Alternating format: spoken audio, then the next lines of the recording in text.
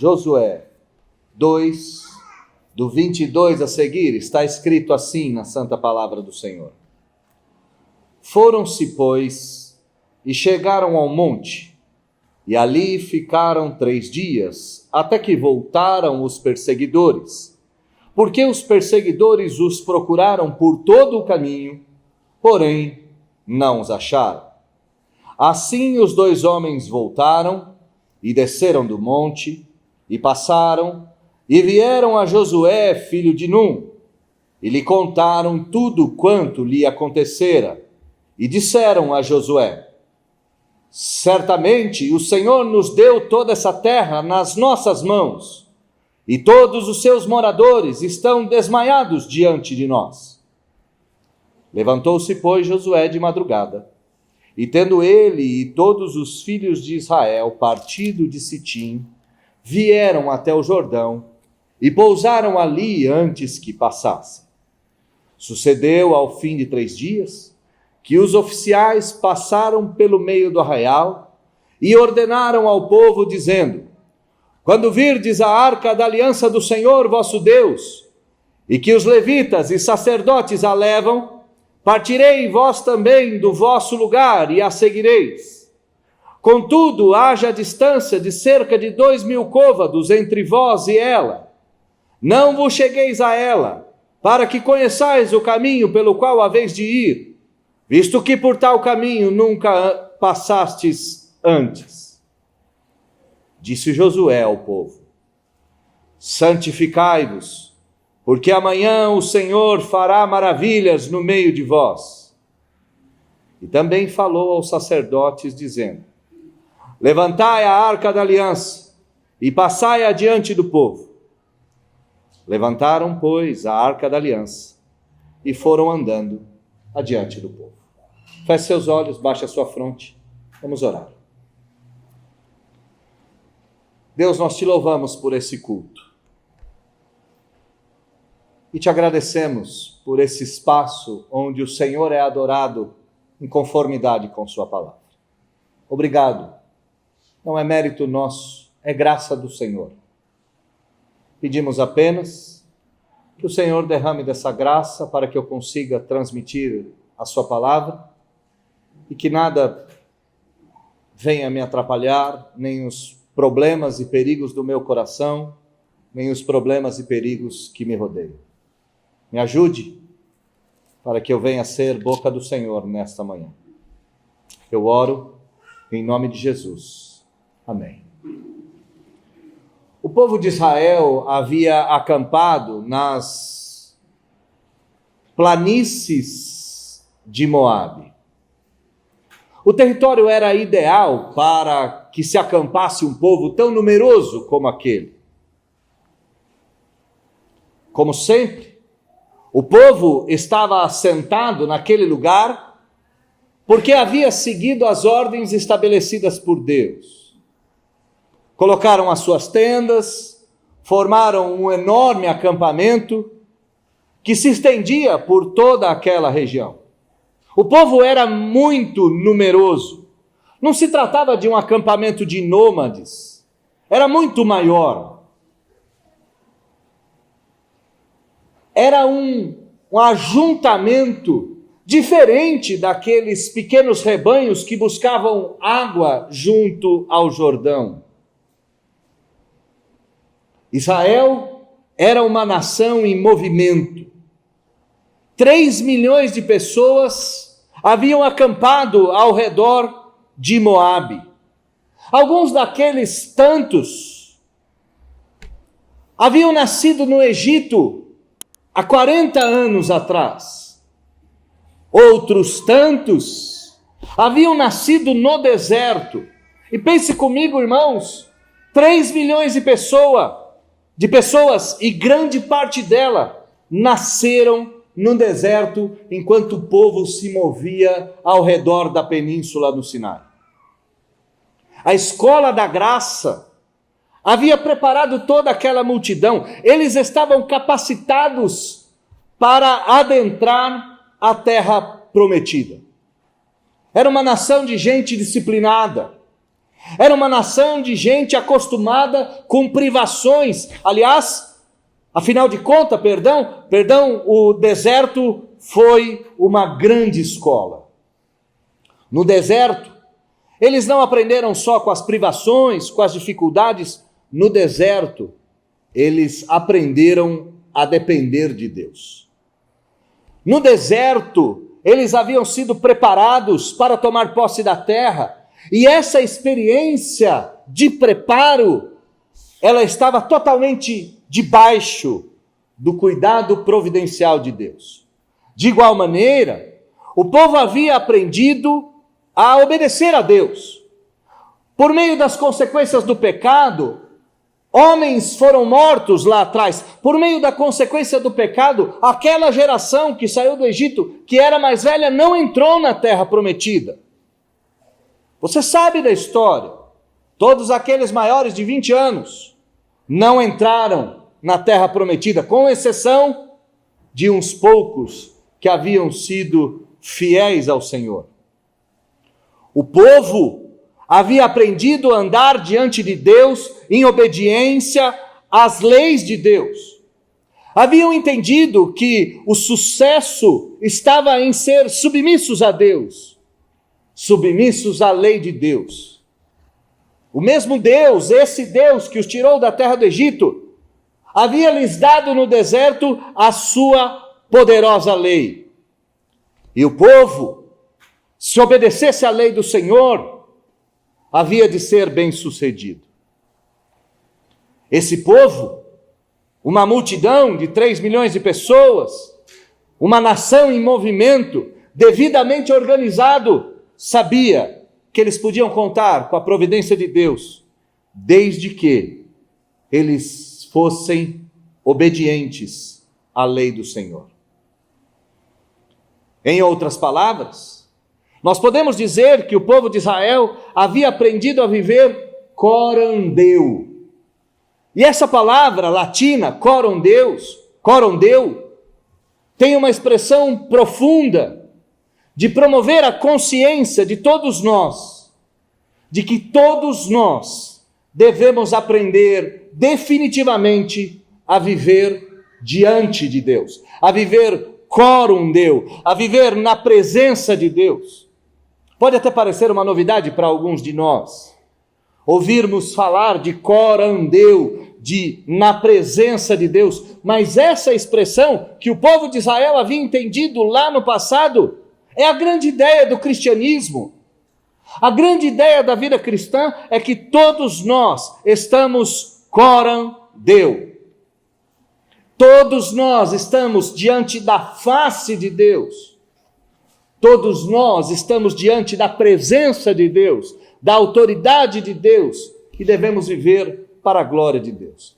Abraham Kuyper, um teólogo de grande expressão, alguém a qual nossa igreja tem grande apreço, falecido, disse o seguinte: onde quer que o homem esteja, seja o que for que faça, ou no que aplique a sua mão, na agricultura, no comércio, na indústria, na sua mente, na arte, na ciência, na academia, na vida religiosa, ele está, seja onde for, constantemente corandeu, diante da face de Deus.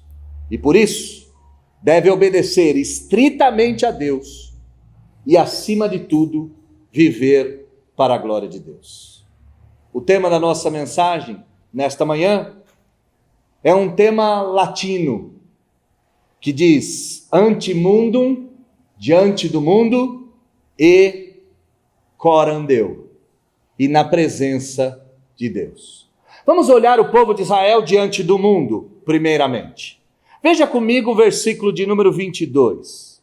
Nós temos o povo, por meio dos espias, exposto à realidade do mundo caído. Versículo 22 diz que eles se foram, os espias que haviam sido escondidos por Raabe, que haviam sido protegidos por Raabe, que haviam sido orientados por Raabe para irem ao monte, estes espias foram obedecendo esta mulher e chegaram ao monte. E por que eles foram ao monte? Porque a Bíblia nos diz que eles estavam sendo perseguidos. Olha o versículo de número 22. Ficaram 3 dias até que voltaram os perseguidores. O mundo a qual os crentes vivem é um mundo recheado, permeado de perseguidores. A continuidade do texto diz: os perseguidores o procuraram por todo o caminho, procuraram por todo lugar. Irmãos, nós devemos entender que o reino de Deus, ele é tomado, ele é todo acompanhado de sofrimento, de angústia, de dor e de perseguição. Não estamos num mundo de delícias. Estamos vivendo diante de um mundo caído. E este mundo caído vai nos afrontar, vai nos perseguir, vai nos assediar em todo o caminho. Mas se nós olharmos ainda o versículo de número 22, o finzinho dele diz: porém, eles não os acharam. Essa é a dupla realidade. E todos aqueles que estão no caminho do Senhor devem esperar 2 coisas. Devem esperar perseguição e providência de Deus. Devem esperar profunda, ardente, terrível perseguição, mas ao mesmo tempo sensível, latente, presente providência de Deus. Esta dupla realidade jamais poderá nos servir de desculpa para deixarmos de tomar as medidas de segurança. E jamais deve nos servir de desculpa para não confiarmos na providência de Deus. Entenda bem o que eu quero dizer. O fato é, no mundo tereis aflições, mas eu venci o mundo, disse o Senhor Jesus. O fato é que nós seremos perseguidos, mas a mão do Senhor estará sobre nós. Pela mão do Senhor estar sobre nós, não podemos ser displicentes. Por sermos perseguidos, não podemos nos esquecer de que Deus nos protege. Não podemos tentar a Deus e não podemos negligenciar as tarefas que Ele nos deu. Versículo 23 diz então que esses homens, depois de 3 dias, voltaram bem-sucedidos do seu momento de escape ou do seu momento de refúgio, do seu momento de perseguidos. Desceram do monte, passaram aquelas terras, vieram até Josué, filho de Num, e lhe contaram tudo o que aconteceu. Contaram de Raabe, contaram dos perseguidores, contaram do pacto que eles fizeram com essa mulher, de como eles disseram que o que salvaria essa mulher seria uma fita vermelha na janela. Contaram tudo. E disseram algo para Josué, que é importante que nós nos atentemos a isso. Olha comigo o versículo de número 24. Eles disseram a Josué: certamente, não é possivelmente, não é talvez, é certamente, certamente, Josué, o Senhor nos deu essa terra em nossas mãos. Certamente, o Senhor há de cumprir a sua palavra. Certamente, o Senhor está conosco, certamente.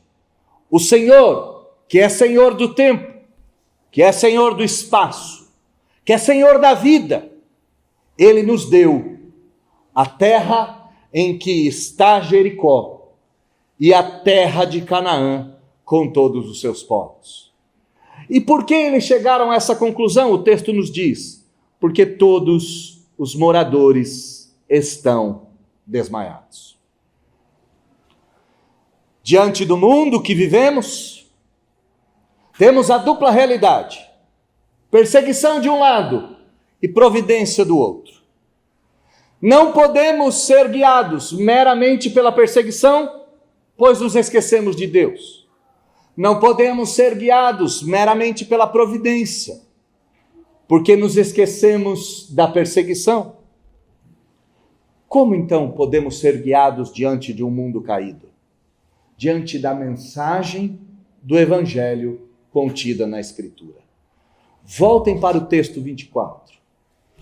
A mensagem que os espias trazem não é: olha, Josué, fomos perseguidos e os perseguidores são terríveis, mas nós fizemos a nossa parte, nos escondemos, fomos diligentes, fizemos aquilo que tínhamos que fazer. Não é essa a mensagem dos espias.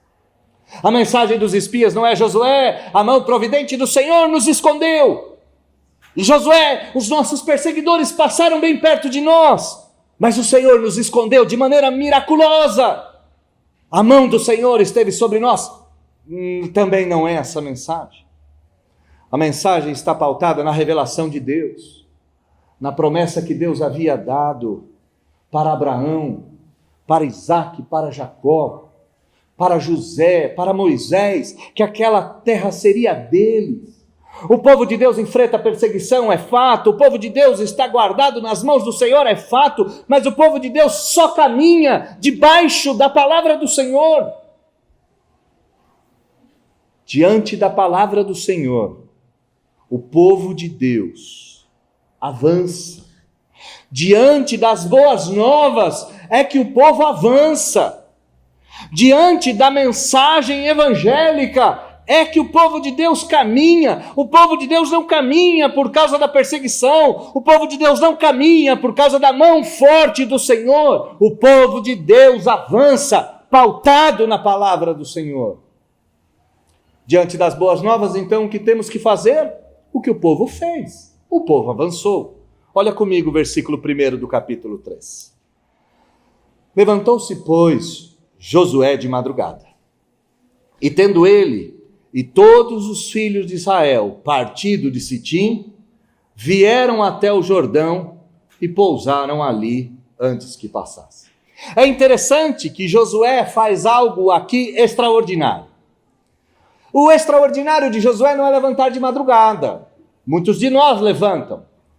Mas o extraordinário de Josué, e é aquilo que o texto parece nos dizer, é que ele primeiramente se levanta para buscar o Senhor.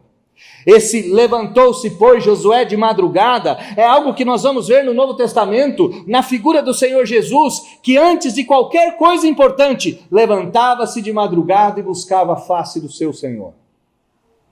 Josué é um tipo de Cristo do Antigo Testamento, e ele não poderia ser um líder se não fosse um líder pautado na palavra do Senhor e na dependência do Senhor. Josué se levanta de madrugada, e após ele, todos os filhos de Israel, então eles partem de Sitim e vão até o Jordão. Eles param diante das margens do Jordão, de um desafio natural. E aqui é extremamente interessante, pois os homens só podem vencer a natureza, seja esta do mundo ou a própria, se eles tiverem uma dependência absoluta do Senhor. O que eu quero dizer? O Jordão aqui talvez possa representar os pecados, o mundo, a queda. E nenhum de nós será suficientemente capaz de superar o Jordão da nossa existência sem antes vivermos uma vida coram Deo. Eu vou entrar no significado de coram Deo e vou esmiuçá-lo logo mais. Antes disso, algumas coisas precisam ser ditas mais uma vez. Em primeiro lugar, o que define a realidade do povo de Deus é a palavra de Deus, e a palavra de Deus é que determina que o povo de Deus avança. Em segundo lugar, o povo de Deus é um povo. E talvez você diga, pastor, é óbvio, o povo de Deus só pode ser um povo. Eu sei que você entendeu o que eu quis dizer, mas talvez há algo que não seja capturado na primeira vista. O povo de Deus nunca é um indivíduo sozinho. Olha o texto do capítulo 3, versículo de número 1. Tendo Josué e todos os filhos de Israel. Irmãos, entendam, o povo de Deus é um povo comunitário. O povo de Deus é um povo coletivo. O povo de Deus é uma assembleia. E por que eu quero dizer isso? Para te dizer que desigrejamento não é igreja. Desigrejamento não é evangelho. Desde os tempos antigos, o povo de Deus se reúne coletivamente, vive uma vida comunitária, não em si mesmada, partilhando das coisas que possui, partilhando daquilo que os outros possuem o tempo todo. O povo de Deus é sempre um povo, o povo de Deus nunca é um indivíduo. Em terceiro lugar, o povo de Deus não teme o mundo e suas dificuldades, mas ele também não ignora o sofrimento. Os espias se esconderam durante 3 dias, eles não são loucos, eles não saíram por aí fazendo um alvo no peito, dizendo, estamos aqui, venha nos prender. Não foi isso. Há dificuldades no mundo e o povo de Deus sabe disso, o povo de Deus não é tolo, o povo de Deus não ignora o sofrimento, o povo de Deus não ignora a perseguição. Mas ao mesmo tempo o povo de Deus, que é igual a todo mundo, que come, bebe, dorme, que tem sede, sono, que tem amores, paixões, jamais se esquece que vive em missão. Olha o versículo 1. O povo sabia que tinha uma missão a se cumprir. Eles tinham que ir até o Jordão. Eles tinham que avançar. Eles não ignoraram os perseguidores, não ignoraram o mundo, não ignoraram o sofrimento, mas não desistiram da missão. O povo de Deus tem uma missão e a sua missão é viver para a glória de Deus. Agora, como nós devemos avançar? Nós devemos avançar coram Deo. E o que é coram Deo? O que é essa ideia teológica de viver na presença de Deus em todo o tempo? O que é esse conceito? Esse conceito diz que toda a vida é vivida diante de Deus. Todos os meus atos, os seus atos, toda a nossa existência, ela é uma existência coram Deo. Ela é uma existência diante de Deus, ela é uma existência na presença de Deus. Coram Deo é diante da face do Senhor. O povo de Israel havia entendido isso, e as suas práticas demonstram esse entendimento. Qual era a primeira característica desse povo que vivia diante de Deus? Olhe comigo o versículo 2 até o versículo de número 4. Sucedeu ao fim de 3 dias, que os oficiais passaram pelo meio do arraial e ordenaram ao povo, dizendo: povo santo de Deus, quando vocês virem a arca da aliança do Senhor, a arca do pacto, a arca de Deus, a arca que os levitas e sacerdotes estão levando, somente aí nós partiremos, somente aí nós avançaremos. Somente após esse fato, nós daremos continuidade na nossa jornada. Contudo, há de existir entre vós e a arca cerca de 2.000 côvados. Não chegueis próximos a ela. Aqui o que o texto está nos dizendo é que o povo tinha que estar a 1 quilômetro de distância da arca. O povo não podia chegar perto da arca, o povo não podia tocar a arca, o povo não podia contemplar a arca. A arca deveria ser seguida, mas acima de tudo, a arca, que significa a presença de Deus, deveria ser temida. O que é viver coram Deo? É viver uma vida que teme a Deus em toda e qualquer circunstância. Irmãos, entendam bem isso. Quando eu lido com minhas finanças, quando eu lido com o meu relacionamento conjugal, quando eu lido com os meus amores, meus afetos, quando eu lido que aquilo que meus olhos veem trazem para o meu coração mensagens, quando eu lido com as coisas desse mundo, eu devo ter a mente clara e límpida com a verdade de que Deus e de que eu estou diante dele e Deus está diante dos meus olhos. Não é possível aprendermos a vida cristã se nós não começarmos pelo temor do Senhor. A vida piedosa só pode existir debaixo do temor do Senhor. E o temor ao Senhor é a chave para a nossa existência cristã. A mensagem que Josué diz: a arca vai se levantar. A arca é a presença de Deus, a arca vai caminhar, não se aproximem dela. Não se esqueçam que Deus continua sendo fogo consumidor. Não se esqueçam que Deus continua sendo justo juiz. Não se esqueçam que de Deus ninguém zomba. Primeira característica daqueles que vivem corandeu é viver em temor ao Senhor. Segunda característica, versículo 4, o texto nos diz: haja distância de cerca de 2.000 côvados entre vós e ela, não vos achegueis a ela, para que conheçais o caminho pelo que haveis de ir, visto que por tal caminho nunca passastes antes. Olha o que o texto está nos dizendo. O texto está dizendo que o povo não conhece o caminho pelo qual ele anda. O texto está nos dizendo que o povo de Deus eram como ovelhas sem pastor, que não sabiam ao certo o que deveriam fazer.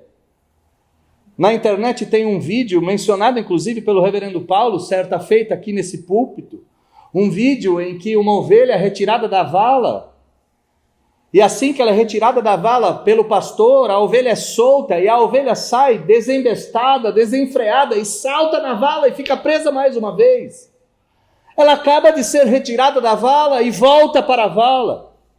A Bíblia nos chama de ovelha e não é à toa. Há um certo nível de tolice em nós.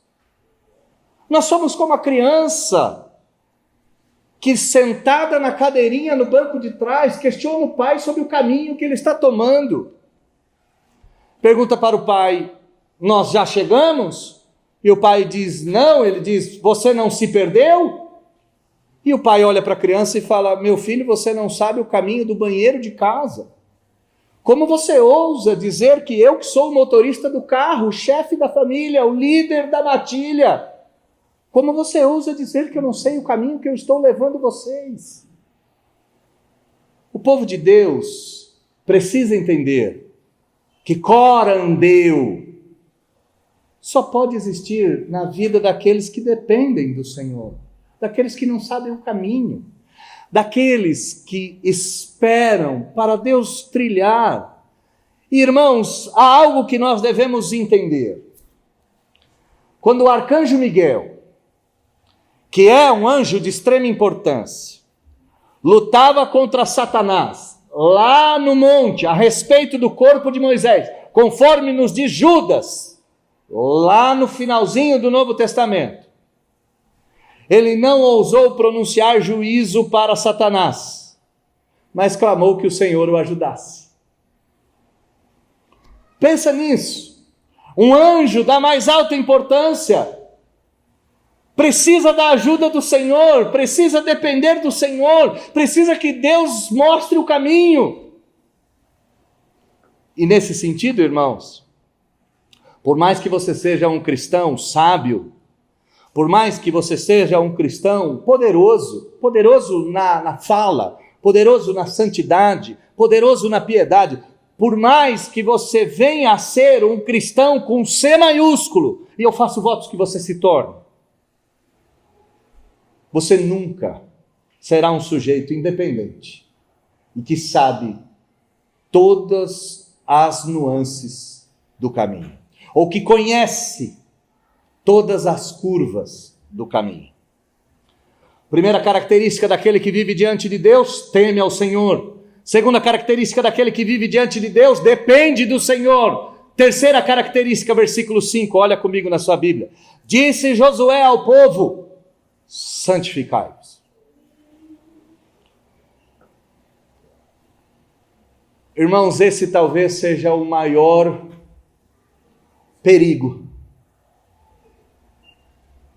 e a maior negligência da igreja evangélica dos dias de hoje. Nossos olhos são contaminados pela luxúria do mundo.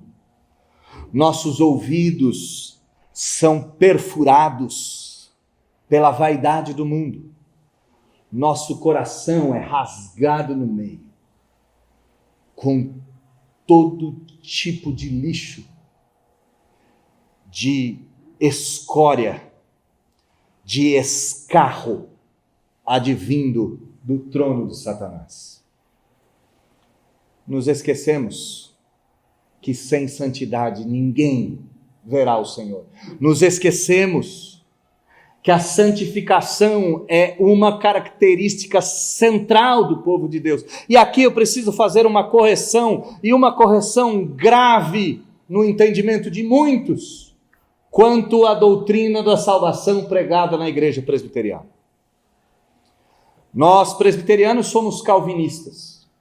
Nós acreditamos que Deus nos escolheu antes da fundação do mundo, e se Deus nos escolheu, nada poderá nos separar da mão dele. Nada poderá nos arrancar da mão de Deus, ou do amor de Deus que está manifesto em Cristo Jesus. Nem a mim mesmo, nem eu mesmo poderei abrir os dedos do Senhor. E por isso nós dizemos que uma vez salvo, salvo para todo sempre. E os nossos opositores dizem, então tá bom, uma vez salvo, salvo para sempre, então eu vou viver do jeito que eu quero. E nós colocamos as duas mãos na cabeça e falamos, não! Pois o salvo se santifica, pois o salvo se mortifica, pois o salvo vive uma vida condizente com o Salvador. Não há salvação sem atos de santificação. Você pode conhecer tudo de teologia, você pode conhecer a Bíblia de capa a capa, se você não cheirar o doce perfume da santidade de Cristo, se você não exalar a separação com esse mundo, jamais você poderá ser contado entre uns eleitos de Deus. A salvação, a eleição se manifesta na santificação. E o que é a santificação? Bom, a santificação é um ato imediato. É claro que é um ato imediato. Sejam santos. Santificar é tirar as vestes sujas, tirar o pecado, abandonar aquilo que nos afasta de Deus. É uma atitude imediata, radical. Se a bebida alcoólica te faz pecar, abra suas garrafas, jogue fora. Se a internet te faz pecar, jogue ela fora. Se o seu temperamento te faz pecar, lute com ele e o agrida, feche os seus punhos e esmurre a sua carne. É um ato imediato. Mas ao mesmo tempo é um ato progressivo. Um cristão disse alguma vez alguma coisa mais ou menos assim: eu não sou o que eu devo ser. Eu não sou o que eu quero ser. Eu não sou o que eu posso ser. Mas certamente eu não sou o que eu era. Eu não sou o que eu devo, eu não sou o que eu quero, eu não sou o que eu posso. Eu ainda não me tornei tão santo quanto eu queria. Eu ainda não consegui fazer jejum de 2 ou 3 dias. Eu ainda não consegui ler a Bíblia toda. Eu ainda não consegui começar o meu dia orando ao Senhor. Eu ainda não consegui ser tão crente assim. Eu ainda não consegui dar esmola aos pobres, mesmo que eles venham a usar droga. Eu ainda não consegui ser tão generoso e tão dadivoso para abrir a minha casa e receber os meus irmãos como se recebesse ao próprio Cristo. Eu ainda não consegui. Contudo, é uma obra progressiva. A santidade é leve porque ela é contínua. E o fato dela ser contínua faz do ato em si um ato leve. A marca dos discípulos é a santidade. A santidade é sempre imediata. Santificai-vos hoje, disse Josué. Mas ela é uma obra progressiva. Sejam santos pela vida toda. E por que o povo de Deus deve ser santo? E essa é a terceira marca daqueles que vivem corandeu. A primeira é temor, a segunda é dependência, a terceira é santidade, a quarta é crer. Sim, crer no poder de Deus. Olha o que diz o texto. Josué falando com o povo. Disse Josué ao povo: santificai-vos. Santificai-vos por quê, Josué? Porque amanhã o Senhor fará maravilhas no meio de vós. Viver corandeu é acreditar no poder de Deus e no milagre sempre. Eu disse essa semana, copiando a fala de um irmão em Cristo, que é pastor de uma igreja aqui em Vinhedo. E esse irmão em Cristo, nós nos reunimos para falar de missões, para falar do Evangelho, da expansão do Evangelho. E esse irmão trabalhou com os Yanomamis durante 10 anos, ele viveu com os Yanomamis. E quando eu falei para ele que de uma maneira misteriosa, Deus estava me levando para trabalhar com indígenas, e todo teólogo, todo pastor de gola clerical vai fazer o quê no meio dos índios? Nos índios eles têm que ficar tudo pelado, o senhor vai com essas roupas litúrgicas. Não parece mesmo que eu estou ligado com essas coisas? Na Páscoa, se Deus quiser, nós pregaremos de toga genebrina, pregaremos no rito genebrino antigo. Como é que você trabalha com índios? Foi aquilo que passou pela cabeça dele, e aquilo passou pela cabeça dele, e ele manifestou aquilo na oração ao Senhor. E o que importa não é a minha história nem a dele, o que importa é a oração que ele fez. E a oração diz assim: Deus, eu não sei porquê, eu ainda me surpreendo com o seu poder. Eu não sei porquê, eu ainda tenho surpresas com o que o Senhor faz. Mas é normal, Deus, porque sou um pecador. E é normal do Senhor fazer coisas extraordinárias. Se você não crê, meu irmão, você nunca compreenderá. Grave isso. Não é compreender para crer. Afinal de contas, a sua mente é tão afetada pelo pecado quanto a mente de um pardal.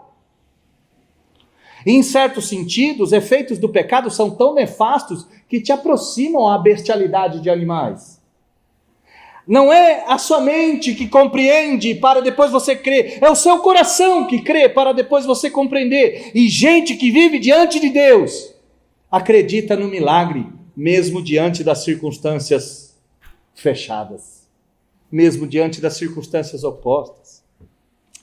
Sabe, irmãos, há duas coisas que todo crente precisa fazer, Martinho Lutero diz. E há duas coisas que todo crente tem que fazer sozinho. Você não pode fazer isso comigo ou dependendo de mim. Você tem que fazer isso sozinho.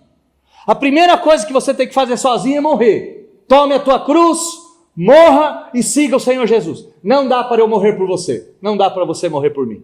Não dá.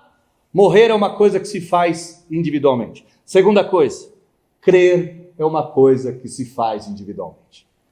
Aqui, adolescentes, jovens, vocês não podem viver na crença dos seus pais.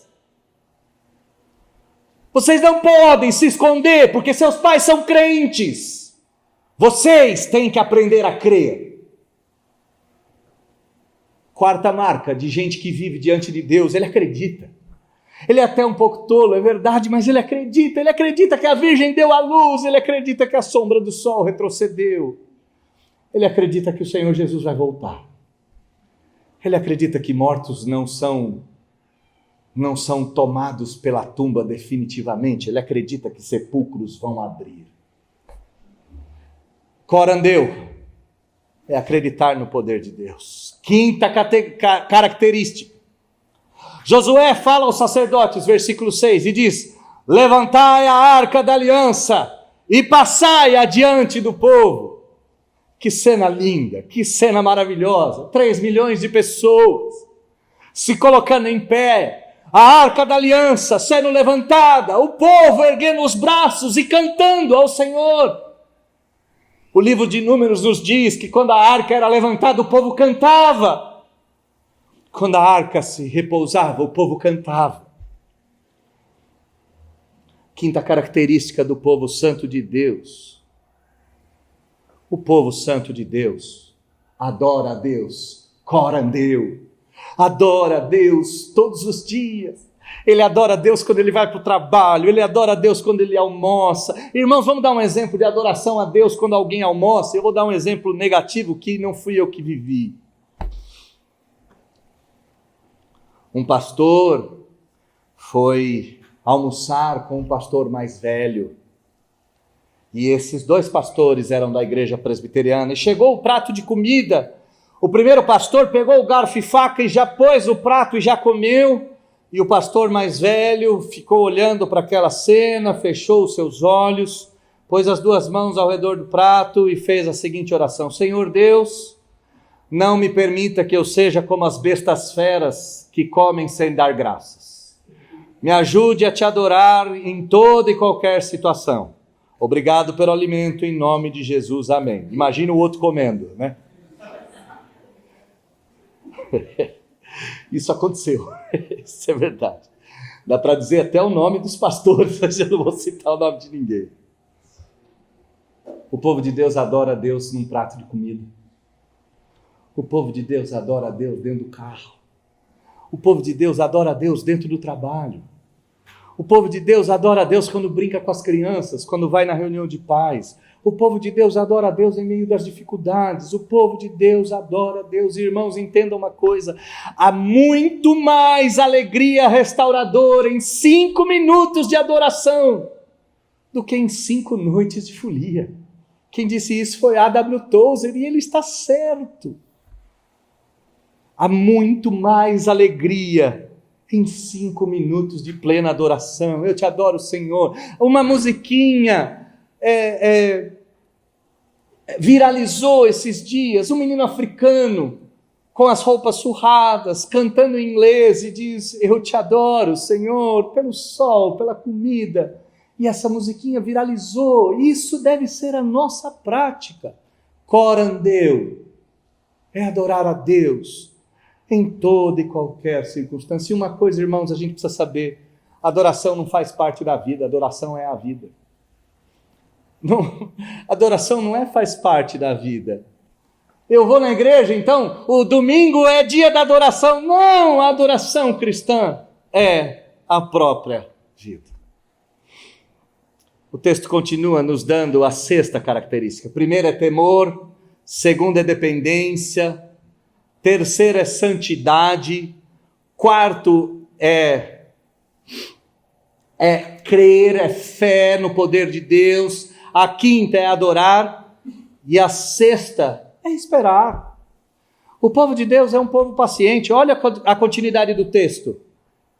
E falou aos sacerdotes dizendo: levantai a arca e passai adiante do povo. Levantaram, pois, a arca da aliança e foram andando adiante do povo. Levantaram a arca e foram andando. Até que tudo isso acontecesse, o povo de Deus esperava pacientemente. Esperei com paciência no Senhor, e Ele atendeu a súplica do meu coração. O Senhor Jesus esperou pacientemente o seu momento. Lembram do primeiro milagre que o Senhor Jesus faz? O primeiro milagre que o Senhor Jesus fez foi transformar a água em vinho.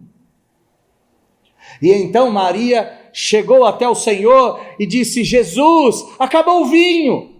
A resposta de Jesus parece ser grosseira, mas ela não é. Ele diz: que tenho eu contigo, mulher? Essa é uma forma hebraica comum de tratar, de se falar. Ainda não é o meu tempo. É isso que ele quis dizer. Calma, controle a sua ânsia. Não chegou a minha hora. Mas Jesus dizia da forma com que ele seria glorificado. Jesus falava no primeiro milagre que ele fez sobre a cruz. O povo de Deus espera, tem hora para falar, tem hora para abraçar, tem hora para chorar. O povo de Deus espera, tem hora para todas as coisas, tem hora para tudo. Aqui o povo de Israel está esperando a arca andar. Está esperando a arca andar. O povo não só espera, mas o povo segue. E aqui é a 7ª característica. O povo de Deus, que vive diante de Deus, espera em Deus, mas também segue os passos do Senhor ligeiramente. Segue os passos do Senhor e correndinho. O povo de Deus espera, mas assim que o Senhor dá o caminho, ele corre ligeiro. O povo de Deus andou depois da arca. O povo de Deus caminhou de maneira obediente após a arca. O povo de Deus com amor sincero, com o coração cheio de amor. obedeceu a Deus, seguindo a arca. Recapitulando tudo. No Antigo Testamento, o povo vivia diante do mundo, e diante do mundo temos perseguição e temos a providência. Mas avançamos debaixo da promessa de Deus. Avançamos como povo. Não negligenciamos o sofrimento do mundo, respeitamos ele, mas sabemos que temos uma missão e nada pode nos parar. Mas também vivemos corandeu, e corandeu é viver temendo a Deus, é viver dependendo de Deus, é viver em santidade diante de Deus, é acreditar no poder de Deus, é adorar a Deus, é esperar em Deus e é seguir os passos do Senhor. A grande pergunta é, se hoje nós não temos mais a Arca da Aliança que mostra a presença de Deus nos nossos dias, como é que podemos ter certeza de que Deus está conosco? Essa é a primeira pergunta. Mas antes de respondermos essa, que é a mais importante, será respondida no final, devemos responder como podemos viver corandeu diante dos nossos dias ou diante da nossa realidade. Como podemos ter a certeza de Deus é a segunda pergunta. A primeira pergunta é como é que podemos viver corandeus hoje. Em primeiro lugar, precisamos saber o que a arca significava. A arca era o sinal visível da presença de Deus. A arca é chamada arca do testemunho, arca do concerto.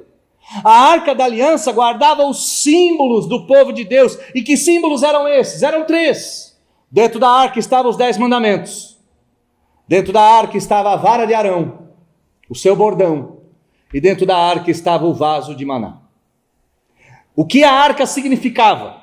A arca significava a lei de Deus, o testemunho de Deus, a aliança com Deus. E essas coisas apontavam para a presença de Deus. Mas a arca apontava para uma outra coisa. A arca era um tipo de Cristo. E nós não podemos negar os símbolos contidos na arca. A arca era de madeira, revestida de ouro. O Senhor Jesus era de carne e osso, mas ao mesmo tempo era Deus conosco. A arca tinha o pó da terra e a glória do porvir. Esse é o Senhor Jesus. As tábuas da lei mostram o desejo do Senhor por pessoas que o obedeçam. E a Bíblia diz que o Senhor Jesus foi obediente até a morte. A lei de Deus não era algo externo ao Senhor, era algo interno a Ele. Ele obedeceu à lei do Senhor, e aqueles 10 mandamentos apontavam para aquele que haveria de vir e obedecer plenamente à lei de Deus. E o maná apontava para o pão da vida. O Senhor Jesus diz: eu sou o pão da vida. Quem comer a minha carne e beber o meu sangue, jamais sentirá fome. O bordão de Arão que estava lá dentro apontava para o sumo sacerdote, apontava para o Senhor Jesus, aquele que apresentaria o sacrifício perfeito. E a cobertura da arca? A cobertura da arca era a tampa da propiciação. Ali os querubins olhavam para o sangue do cordeiro que seria derramado. A tampa da arca apontava para a morte de Jesus. Os querubins olhavam para a frente, olhando para o sangue de Jesus, ali na arca. O Cordeiro de Deus que tira o pecado do mundo estava na arca da aliança, sobre a arca. E os querubins não estavam mais com a espada desembaiada, como estavam no Éden. No Éden, os querubins desembainharam a espada.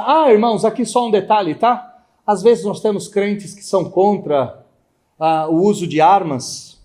Nós temos que tomar muito cuidado com algumas coisas que passam na nossa cabeça, porque o inventor das armas é o Senhor Deus. No Éden, nós temos 2 querubins com espadas. Não se esqueça disso jamais. Quem dá a espada na mão de querubim é o Senhor Deus. Somente depois do capítulo de número 3 é que os homens vão fazer armas. Ok? Só um detalhe, volta para o texto. Lá no Éden, eles estão armados. Aqui na tampa, eles estão desarmados. O que isso significa? Que a tampa da propiciação é o lugar onde nós temos paz com Deus. Agora, a arca simbolizava a presença de Deus. Ela apontava para Cristo. E por quem que ela foi substituída? Ela foi substituída por aquele que é o resplendor da glória de Deus, por Jesus. Jesus é a imagem do Deus invisível, o primogênito da criação. Nele reside, diz o texto, toda a plenitude. O Senhor Jesus, hoje em dia, é exatamente a realidade da presença de Deus. Como é que eu posso viver corandeu, sabendo que o Senhor Jesus está diante de mim e eu estou diante dele todos os dias? Então o que eu devo fazer, pastor? Eu acho que você deve fazer as 7 coisas que os israelitas fizeram. E eu quero apenas te lembrar disso. Hoje você não tem mais a arca, mas você tem o sangue de Jesus que foi derramado sobre você. Hoje você não tem mais a arca, mas você tem tudo aquilo que ela apontava. Ela apontava para o Senhor Jesus. Hoje você não tem mais a presença de Deus física, onde você consegue colocar as mãos. Mas você tem a presença de Deus espiritual, e essa presença de Deus espiritual, ela não é invisível. Daqui a pouco nós partilharemos da ceia, e nós veremos a presença espiritual de Deus em elementos visíveis, e tocaremos ela mais uma vez. Como podemos viver corandeu? Tema a Deus nos seus relacionamentos e na sua prática. Como é que podemos viver corandeu? Dependa de Deus, não dependa do seu dinheiro, não dependa do seu trabalho, dependa de Deus. Como é que nós podemos viver corandeu? Santifique-se ao Senhor, volte a orar, volte a ler a Bíblia, volte a jejuar, volte a se consagrar, abandone a internet, abandone o lixo do mundo. 4, como é que nós podemos viver corandeu? Acredite no poder de Deus, o poder de Deus que ressuscita mortos ainda está disponível a nós, e ainda faz milagres dos mais variados. Como é que eu posso viver corandeu? Adore a Deus, cante a Deus, louve a Deus, aprenda a cantar, aprenda a louvar, aprenda a adorar. Adore a Deus quando você acorda, adore a Deus quando você dorme, adore a Deus quando você come, adore a Deus na intimidade do casal, adore a Deus em toda e qualquer circunstância.